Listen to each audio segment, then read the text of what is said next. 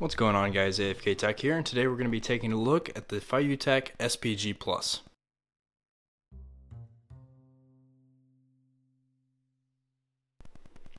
So the SPG Plus is a 3-axis gimbal rig for the iPhone. So it's got dual handles, and it supports the iPhone 7 Plus all the way down to the iPhone 5, but it supports a few more devices than that, and we'll get into why just a little bit later. Let's go ahead and take a look at the box. So the front had a picture on it, and then on the back there's actually a diagram of the gimbal rig itself. So as you can see, it's the dual handle as I mentioned. It has panning, rolling, tilting mechanisms, micro USB charging port, indicator light that tells you if battery's low, if it's actually on, standby, the different modes it's in, a joystick which allows you to actually control on the fly what the motors are doing so you can move it around, function button, so that changes the different modes, different functions. We'll talk about that a little bit more later.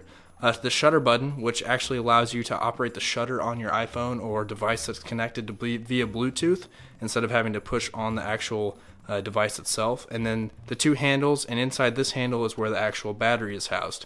Also, a nice little feature that's here is that there are mounting holes or jacks all over the top of the gimbal here, which allow you to hook up this cold shoe in order to put a microphone or any other accessories that you have or want to carry around on the gimbal with you. So let's go ahead and get it open.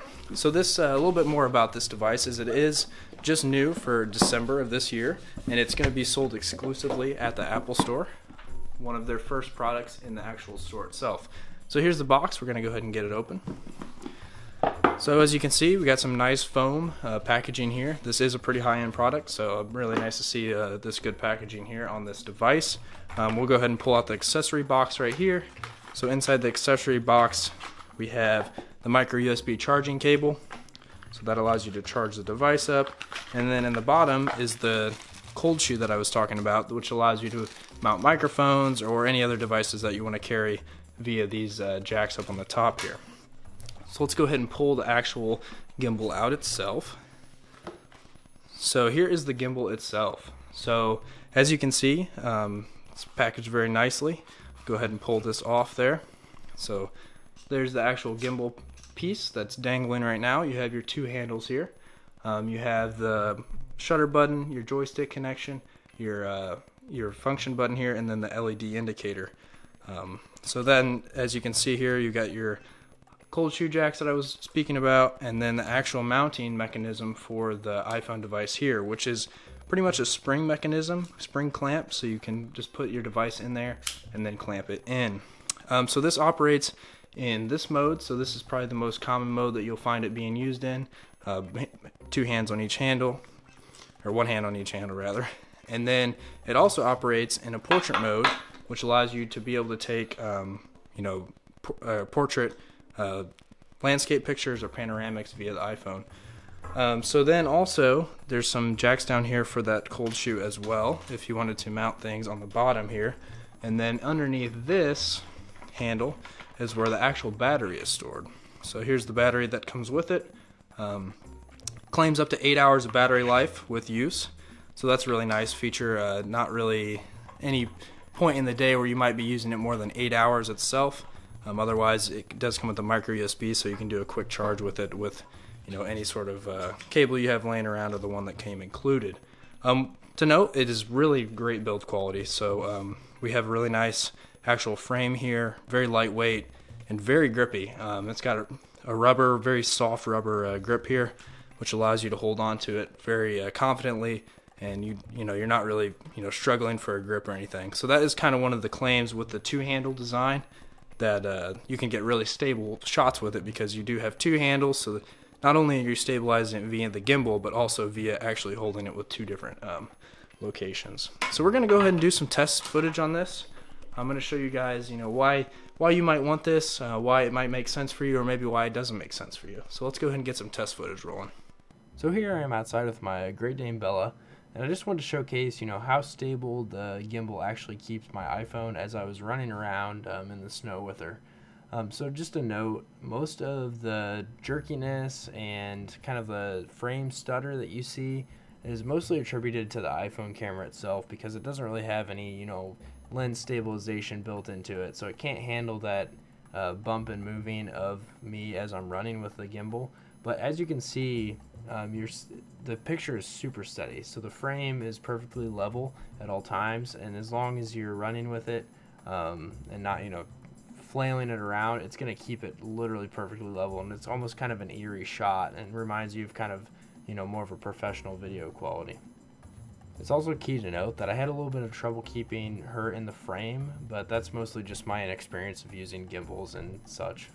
Some other things to note too are the actual clamping mechanism. So as I said in the early part of the video during the intro, so it does support the iPhone 7 Plus down to the iPhone 5, but since this is kind of a clamping mechanism, pretty much anything in the same weight category, that's really the big determining factor, because the gimbal motors need to be able to actually level the device.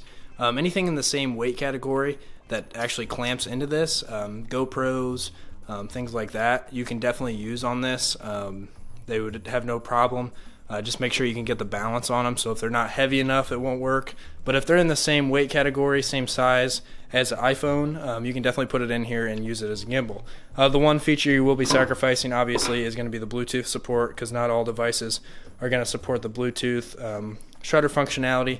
Officially, that's only going to be working for the iPhone. Thing to note with the Bluetooth functionality, I'm not sure if the instructions are correct or not, but I struggled a lot with getting my iPhone to actually sync up with this device. I think that after watching a video of them actually syncing it on their official channel, you hold down this button and then hold the shutter button at the same time. Otherwise, it just said hold the shutter button, and that didn't actually work for me. So after finagling with the joystick a little bit and the instructions that they had originally put in the box, I got it to actually sync up. And that's definitely a nice feature to use. I think that's almost a critical feature. If they didn't have that there, this whole setup would be a lot more clunky. So I think that needs to be clarified on their part. Make sure the instructions are actually correct. Otherwise, my thoughts on this is it's actually a really cool device. It's something that everybody can have fun with in your family, especially considering it's iPhone. So, anybody can just take their iPhone out, hook it up, turn it on, and there you go, you're good to go. Figuring out the different modes button is key. There's a couple different ways to cycle through them, and a couple different modes. Something I haven't really actually tinkered with too much is the portrait mode, which I think is interesting, but I don't have any really practical applications for that right now. I think that'd be great in a situation where you're in a scenic area. You can set this down on something in your car, whatever, and then make it so that it does a nice panoramic for you. Super steady, nice slow pan. That way you don't have any distortion, and you have a really clean shot with the iPhone. Otherwise, battery life seems great. I haven't had any issues with it. I've only had to charge it once or twice with the use that I've done with it. Obviously, when you're doing more intense use, the motors are running more, and that's when you're going to burn through more battery. Otherwise, I think for me, I would definitely want to have something like this for a DSLR. Obviously, you can see, it's a little shaky on this video. Sorry if I drove anybody nuts there, but so you can struggle a little bit more with these bigger cameras on keeping them steady themselves. So this definitely has a super practical use for that, as well as the iPhone, because the cameras in the iPhones are getting so great now with 4K capabilities and all of that fun stuff. They're definitely something that can be practical as a use in your videoing device arsenal. Overall, I definitely recommend this device to anybody who's looking for a gimbal for their iPhone. It's a great device. There are a couple it's a little clunky in some ways in terms of its actual physical size, but it offers really stable video, something you could never do with just using your hands. And it gives that really cool fluid shot that you'd see in movies and other professional productions. So this is AFK Tech signing off with SPG Plus. Make sure you're subscribed if not already. Give it a like if you liked the video. Give it a downvote if you didn't like it. Let me know why though, because that helps me get better. Leave a comment if there's something you guys want to see. Always use my Amazon link down in the description. That helps me out a lot and able to get these products for you guys and do these cool reviews. Thanks guys.